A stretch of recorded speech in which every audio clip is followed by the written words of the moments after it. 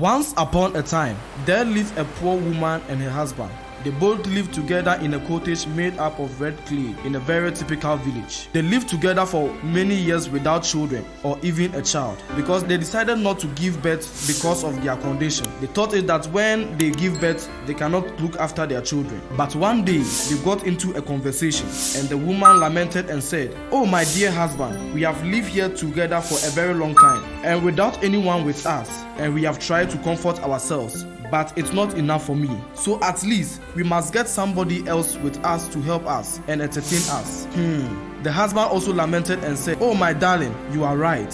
But now that everyone in this village says that we are witches and we have eaten up our own children, how can we get somebody to stay with us here?" The woman said, "Darling, it's a whole lot of problem, but I think the best thing we can do is to give birth to our own child." So they both agreed and gave birth to a very handsome looking baby boy. One day, the woman and his husband went out to find something for the child and themselves. When they were leaving, they left the child in the cottage asleep. So when they left for some few hours ago, the woman decided to come back home to feed the child. So she got to the cottage and to her utmost surprise, the cottage was on fire, burning. At that moment, she shouted with a loud voice, "Oh, my only son is burning."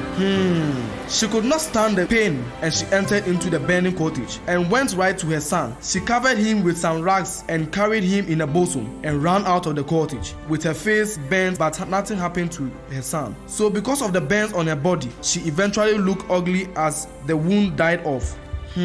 So sad. She was despised by many and no one wished to get close to her. The little children always mocked and made fun of her when she goes out. But she lived long.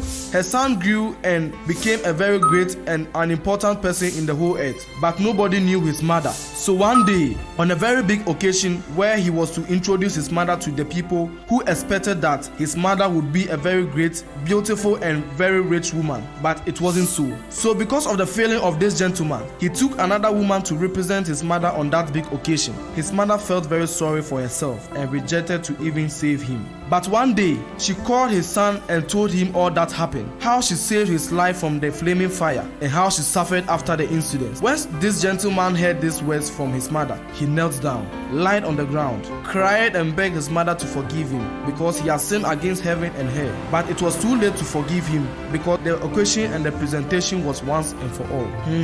My dear brethren all over the world, this is how the Lord Jesus Christ loved us, and because of his love for humanity, he was despised and rejected of man. He was a man of sorrows and acquainted with grief, and we hid as it were our faces from him. He was despised, and we esteemed him nothing. He bore our iniquities and carried our sorrows, yet we did esteem him stricken, smitten of God, and afflicted. He was wounded for our transgressions, he was bruised for our iniquities. The chastisement of our peace was laid upon him. He was oppressed and he was afflicted, yet he opened not his mouth. Such a loving God. I love him because he first loved me. So brethren, never replace God with anything or never deny God whenever the time comes for him to be acknowledged in your life for the people to see. God bless you for watching till the end. See you in my next video. Stay blessed with the strength of God to contend for the faith. Peace.